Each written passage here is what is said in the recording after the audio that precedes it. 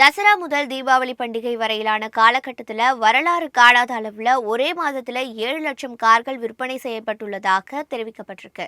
பண்டிகை நாட்கள் தொடங்கிய நாளில் புதிய ஜிஎஸ்டி அமலானதால் கார் விற்பனையை 2 மடங்காக அதிகரித்து புதிய சாதனை படைக்கப்பட்டிருக்கு. முன்னணி கார் நிறுவனமான மாருதி சுசுகி இந்த காலகட்டத்தில் சுமார் 3.5 லட்சம் கார்களை விற்பனை செஞ்சிருக்கு. அதாவது நாடு முழுவதும் ஒரு நாளைக்கு சராசரியாக 13,500 கார்களை விநியோகித்திருக்கு. டாடா மோட்டார்ஸ் நிறுவனம் 1 லட்சம் கார்களை விற்பனை செஞ்சிருக்கு.